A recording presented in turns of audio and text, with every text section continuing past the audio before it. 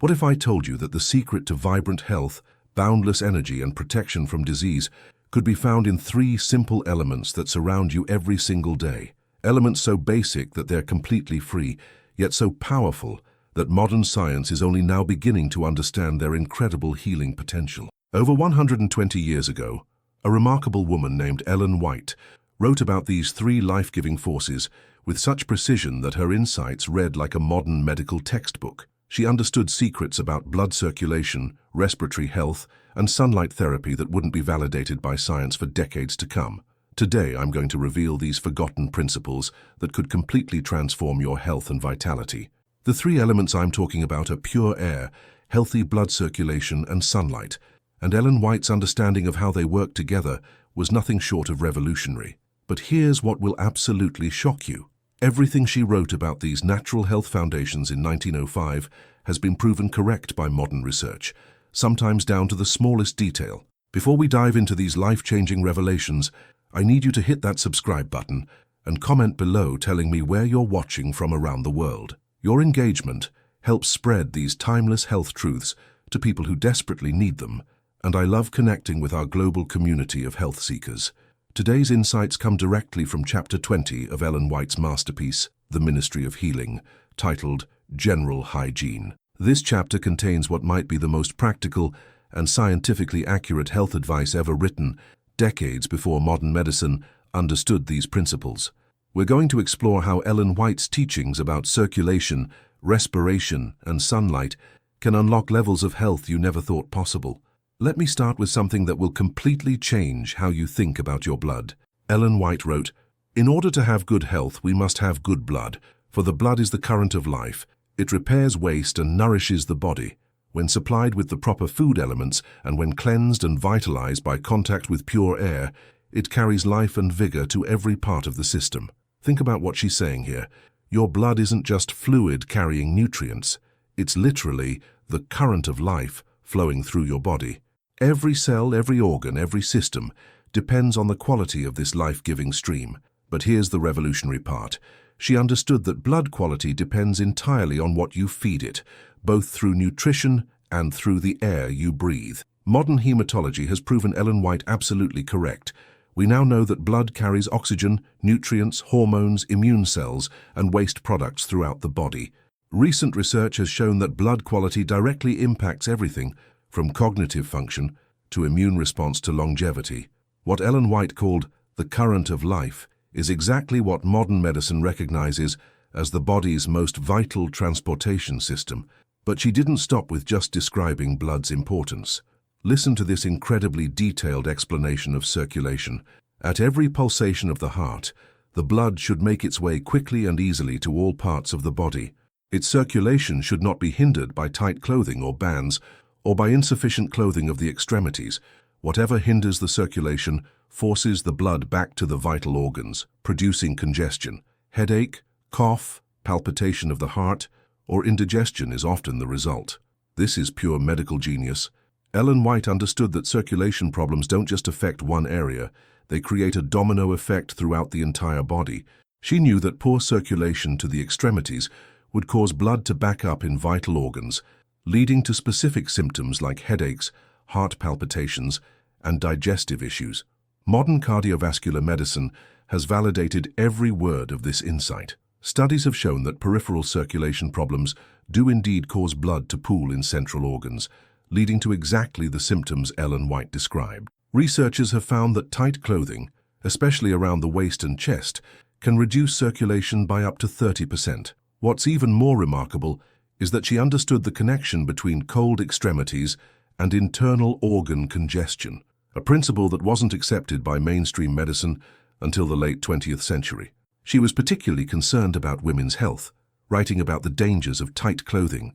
A multitude of women are nervous and careworn because they deprive themselves of the pure air that would make pure blood, and of the freedom of motion that would send the blood bounding through the veins, giving life, health, and energy. What Ellen White is describing here is the connection between restricted breathing, poor circulation, and nervous system dysfunction. Modern research has proven that chronic poor circulation can indeed lead to anxiety, fatigue, and nervous system disorders, Studies show that women who wear restrictive clothing have higher rates of circulation-related health problems, exactly as Ellen White predicted. Now let's explore her revolutionary understanding of breathing and respiratory health. She wrote, "In order to have good blood, we must breathe well. Full deep inspirations of pure air which fill the lungs with oxygen purify the blood. They impart to it a bright color and send it, a life-giving current, to every part of the body." Notice how she connects breathing directly to blood quality. She understood that oxygen doesn't just fill your lungs, it literally purifies and brightens your blood, transforming it into a life-giving current. This wasn't common knowledge in 1905. The role of oxygen in cellular metabolism wasn't fully understood until decades later. Modern pulmonology has proven Ellen White's insights absolutely correct. We now know that oxygen-rich blood is indeed brighter red due to oxyhemoglobin, and that proper oxygenation is essential for cellular energy production. Research has shown that deep breathing can improve blood oxygenation by up to 40%, leading to better energy, mental clarity, and immune function. But Ellen White went much deeper into the mechanics of breathing. Listen to this detailed explanation.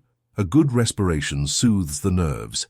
It stimulates the appetite and renders digestion more perfect, and it induces sound, refreshing sleep. She's describing what modern science calls the parasympathetic nervous system response to deep breathing. Studies have shown that controlled breathing techniques can reduce stress hormones, improve digestive function, and enhance sleep quality.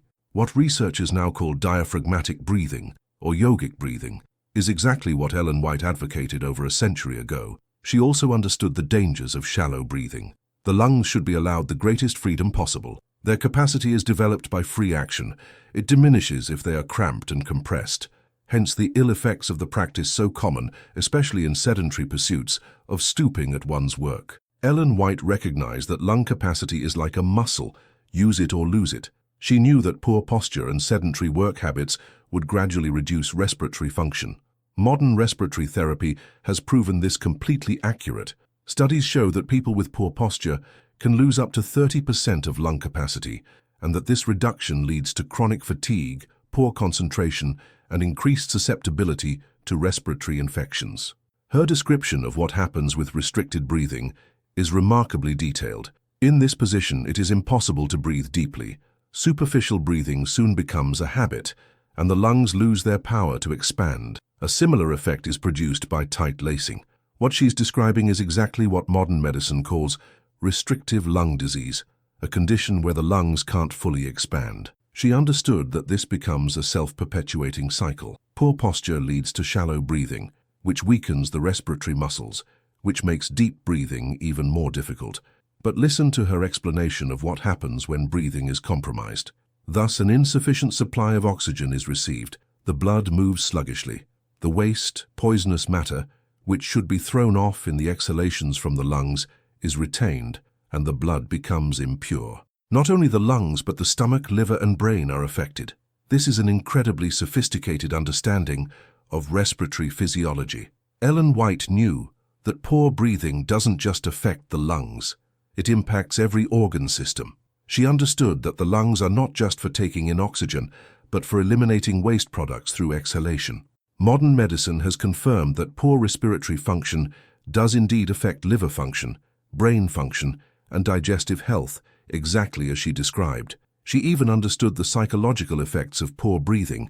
The skin becomes sallow, digestion is retarded, the heart is depressed, the brain is clouded, the thoughts are confused, gloom settles upon the spirits, the whole system becomes depressed and inactive and peculiarly susceptible to disease. What Ellen White is describing here is the cascade of effects that modern medicine associates with chronic hypoxia, insufficient oxygen to the tissues.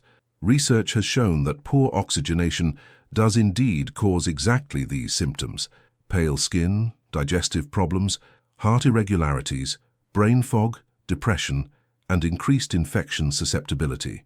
Now, let's examine her groundbreaking insights about air quality and ventilation. She wrote, "The lungs are constantly throwing off impurities, and they need to be constantly supplied with fresh air. Impure air does not afford the necessary supply of oxygen, and the blood passes to the brain and other organs without being vitalized." Ellen White understood that breathing is a two-way process. taking in oxygen and eliminating toxins. She knew that if the air itself is contaminated, the blood can't be properly vitalized. This understanding of air quality's impact on blood chemistry was far ahead of her time. Modern environmental medicine has validated every aspect of this insight. Studies have shown that indoor air pollution can reduce blood oxygen levels, impair cognitive function, and increase disease susceptibility. The Environmental Protection Agency now recognizes that indoor air can be 2 to 5 times more polluted than outdoor air, exactly the kind of problem Ellen White was warning about. She was particularly concerned about indoor air quality. To live in close, ill-ventilated rooms where the air is dead and vitiated weakens the entire system. It becomes peculiarly sensitive to the influence of cold, and a slight exposure induces disease. What she's describing is how poor indoor air quality compromises immune function. Modern research has proven that people who live or work in poorly ventilated spaces have higher rates of respiratory infections, allergies, and autoimmune disorders. Studies show that proper ventilation can reduce illness rates by up to 50%. Ellen White even understood the specific effects on women's health. It is close confinement indoors that makes many women pale and feeble. They breathe the same air over and over until it becomes laden with poisonous matter thrown off through the lungs and pores, and impurities are thus conveyed back to the blood. She's describing a cycle of indoor air pollution where exhaled toxins and skin emissions accumulate in poorly ventilated spaces, creating a toxic environment that gets reabsorbed into the body. Modern indoor air quality research has confirmed this exact phenomenon, showing that recirculated air can become increasingly toxic without proper filtration and fresh air exchange. Now let's explore Ellen White's revolutionary understanding of sunlight's healing power. She wrote about the importance of sunlight in buildings. In the construction of buildings, whether for public purposes or as dwellings, care should be taken to provide for good ventilation and plenty of sunlight.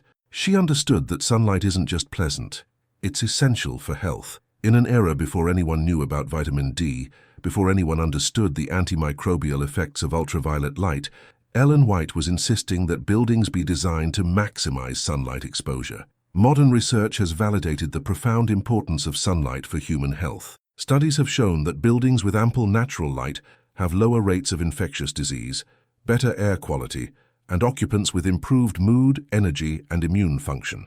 What architects now call biophilic design is exactly what Ellen White advocated over a century ago. Listen to her specific recommendations for home construction.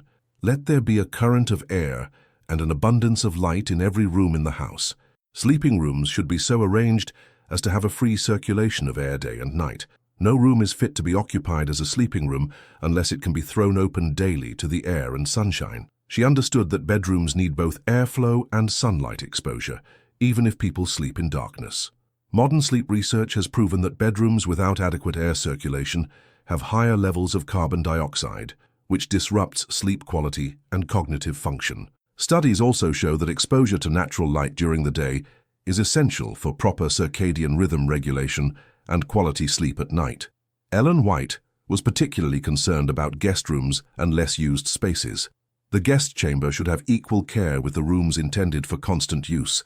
Like the other bedrooms, it should have air and sunshine, and should be provided with some means of heating to dry out the dampness that always accumulates in a room not in constant use.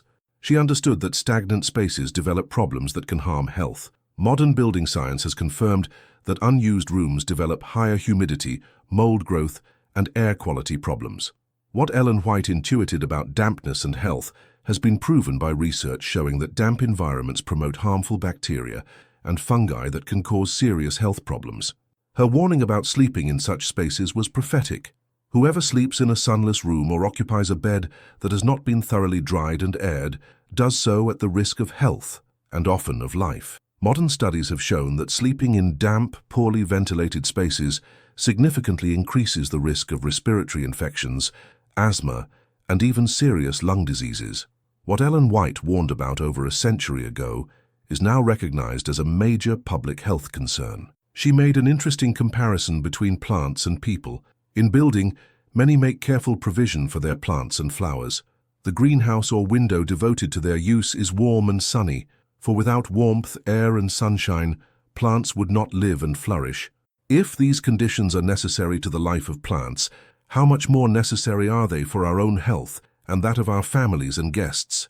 This comparison reveals Ellen White's understanding that humans have the same basic environmental needs as plants: clean air, sunlight, and proper temperature and humidity. Modern environmental health research has proven this comparison remarkably accurate. Studies show that humans do indeed thrive in environments that support plant growth: clean air, natural light, moderate humidity, and comfortable temperatures. Ellen White even understood the aesthetic versus health trade-offs. The sunlight may fade the drapery and the carpets and tarnish the picture frames, but it will bring a healthy glow to the cheeks of the children. She was willing to sacrifice material possessions for health benefits. Modern research has shown that children raised in sunny environments have stronger bones, better immune systems, and lower rates of myopia. The healthy glow Ellen White mentioned is literally the result of improved circulation and vitamin D synthesis from sunlight exposure. Her specific concern for elderly health was particularly insightful. Those who have the age to provide for should remember that these especially need warm, comfortable rooms. Vigor declines as years advance, leaving less vitality with which to resist unhealthful influences. Hence the greater necessity for the aged to have plenty of sunlight and fresh, pure air. She understood that aging reduces the body's ability to cope with environmental stresses.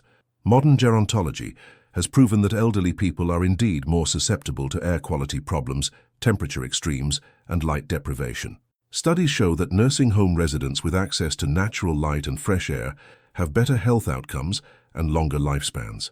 Now let's explore Ellen White's understanding of cleanliness and its connection to health. She wrote, "Scrupulous cleanliness is essential to both physical and mental health. Impurities are constantly thrown off from the body through the skin. Its millions of pores are quickly clogged unless kept clean by frequent bathing, and the impurities which should pass off through the skin become an additional burden to the other eliminating organs."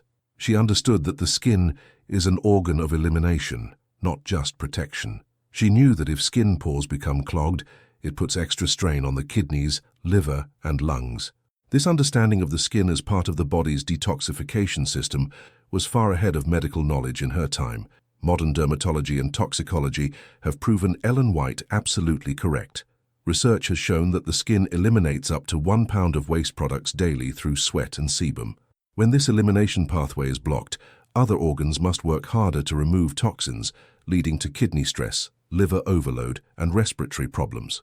Her recommendations for bathing were surprisingly specific. Most persons would receive benefit from a cool or tepid bath every day, morning or evening. Instead of increasing the liability to take cold, a bath properly taken fortifies against cold because it improves the circulation. The blood is brought to the surface and a more easy and regular flow is obtained. She understood that regular bathing actually strengthens the immune system rather than weakening it. This was contrary to popular belief in her time, when frequent bathing was thought to make people more susceptible to illness. Modern immunology has proven that regular bathing does indeed improve circulation and immune function, exactly as Ellen White described. Listen to her comprehensive description of bathing benefits. The mind and the body are alike invigorated. The muscles become more flexible. The intellect is made brighter. The bath is a soother of the nerves. Bathing helps the bowels, the stomach, and the liver, giving health and energy to each, and it promotes digestion. She's describing what modern hydrotherapy research has validated, that water treatments affect multiple body systems simultaneously. Studies have shown that bathing can indeed improve mental clarity, muscle function, nervous system balance, and digestive health. What Ellen White understood intuitively, modern medicine has proven through careful research. Ellen White also understood the importance of clothing cleanliness. It is important also that the clothing be kept clean. The garments worn absorb the waste matter that passes off through the pores. If they are not frequently changed and washed, the impurities will be reabsorbed. She knew that dirty clothing doesn't just smell bad, it can actually recontaminate the body with its own waste products. Modern textile research has confirmed that clothing can indeed harbor bacteria, toxins, and allergens that can be reabsorbed through the skin, causing health problems. Her understanding of environmental cleanliness was equally advanced. Every form of uncleanliness tends to disease. Death-producing germs abound in dark, neglected corners, in decaying refuse, in dampness and mold and must. She understood the germ theory of disease, and its environmental applications decades before it became accepted medical practice. She knew that disease-causing organisms thrive in specific environmental conditions. Modern microbiology has proven that pathogenic bacteria and fungi do indeed proliferate in the exact conditions Ellen White described: darkness, dampness, and organic decay. She provided specific guidance for maintaining a healthy home environment. No waste vegetables or heaps of fallen leaves should be allowed to remain near the house to decay and poison the air. Nothing unclean or decaying should be tolerated within the home. What she's describing is now recognized as basic infection control and environmental health practice. Studies have shown that decaying organic matter near homes can indeed harbor disease vectors and contaminate indoor air quality. Her summary of healthy living principles was comprehensive: perfect cleanliness, plenty of sunlight, careful attention to sanitation in every detail of the home life are essential to freedom from disease and to the cheerfulness and vigor of the inmates of the home. Notice how she connects physical cleanliness with mental health, cheerfulness, and vigor. Modern research has proven this connection between clean environments and psychological well-being. Studies show that people living in clean, bright, well-ventilated homes have lower rates of depression, anxiety, and stress-related disorders. But Ellen White's insights went beyond just physical health. She understood that these environmental factors affect human consciousness and spiritual well-being. She wrote about the broader implications: the knowledge that man is to be a temple for God, a habitation for the revealing of His glory, should be the highest incentive to the care and development of our physical powers. She saw health maintenance as a spiritual responsibility, not just a personal preference. This perspective elevates hygiene and environmental health from mere convenience to sacred duty. Modern research in psycho-spiritual medicine has shown that people who view their bodies as sacred tend to make healthier choices and have better health outcomes. Ellen White also understood the social implications of these health principles. She wrote about public buildings. Churches and schoolrooms are often faulty in this respect. Neglect of proper ventilation is responsible for much of the drowsiness and dullness that destroy the effect of many a sermon and make the teacher's work toilsome and ineffective. She knew that poor air quality doesn't just affect physical health, it impairs cognitive function and attention. Modern research has proven that carbon dioxide buildup in classrooms and meeting rooms can reduce cognitive performance by up to 15%. What Ellen White observed about drowsy congregations and ineffective teaching has been validated by educational and neurological research. Perhaps most remarkably, Ellen White understood the long-term consequences of ignoring these basic health principles. She wrote, "Continuous ill health, serious diseases, and many deaths result from the dampness and malaria of low-lying, ill-drained situations." She understood that environmental factors don't just cause minor discomfort, they can lead to serious diseases and premature death. Modern epidemiology has proven that environmental factors are indeed major contributors to chronic disease and mortality. Studies show that people living in healthy environments can add 5 to 10 years to their lifespan compared to those in unhealthy environments. The practical applications of Ellen White's insights are immediately actionable. You can start implementing these principles in your own life today. First, focus on improving your breathing. Practice deep, diaphragmatic breathing several times throughout the day. Ensure your workspace and sleeping area allow for proper posture and unrestricted breathing. Modern research shows that just 5 minutes of deep breathing 3 times daily can significantly improve health outcomes. Second, prioritize air quality in your living spaces. Open windows regularly to exchange stale indoor air for fresh outdoor air. Use fans to create air circulation. Remove sources of indoor air pollution like chemical cleaners, synthetic fragrances, and poor quality furnishings. Studies show that improving indoor air quality can reduce illness rates by up to 50%. Third, maximize natural light exposure in your daily environment. Spend time outdoors during daylight hours. Arrange your living and working spaces to take advantage of natural light. Remove heavy curtains and obstacles that block sunlight from entering your home. Research shows that adequate natural light exposure can improve mood, energy, sleep quality, and immune function. Fourth, establish excellent hygiene practices for both your body and your environment. Daily bathing, clean clothing, and scrupulous cleanliness in your living spaces aren't just about appearances, they're essential for optimal health. Modern studies confirm that these practices significantly reduce disease risk and improve overall well-being. Finally, understand that circulation is key to all health. Avoid tight, restrictive clothing. Keep your extremities warm. Engage in regular movement and exercise to promote blood flow. Research shows that improved circulation enhances every aspect of health, from cognitive function to immune response. What makes Ellen White's insights so extraordinary is their integration into a comprehensive understanding of health. She didn't see these as separate factors but as interconnected elements of a healthy lifestyle. Modern systems medicine is finally catching up to this holistic approach, recognizing that health results from the complex interaction of multiple environmental and lifestyle factors. The three elements we've explored today, pure air, healthy blood circulation, and sunlight, work together synergistically. Pure air oxygenates the blood, sunlight supports vitamin D production and circadian rhythms, and proper circulation delivers these benefits throughout the body. When all three elements are optimized, the result is what Ellen White called life and vigor, flowing to every part of the system. But perhaps the most profound aspect of Ellen White's health philosophy is her understanding that these natural elements are freely available to everyone. You don't need expensive treatments, complicated supplements, or advanced medical technology. The most powerful healing agents are literally surrounding you right now. The air you breathe, the blood flowing through your veins, and the sunlight streaming through your windows. Ellen White wrote, "Fearfully and wonderfully has the Creator wrought in the human frame, and He bids us make it our study, understand its needs and act our part in preserving it from harm and defilement." This is the secret to a life full of health, understanding and cooperating with the design principles built into your body by its Creator. When you align your lifestyle with these natural laws, breathing pure air deeply, maintaining healthy circulation, and receiving adequate sunlight, you're not fighting against your body's limitations. You're unlocking its incredible potential for health, energy, and vitality. The choice is yours.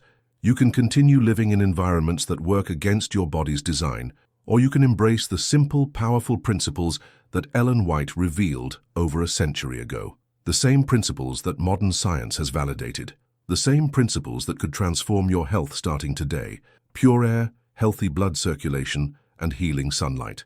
These aren't just health tips. They're the fundamental requirements for human flourishing, revealed by a remarkable woman who understood the secret to a life full of health long before science could explain why she was right. The secret has been revealed. The question is, what will you do with it?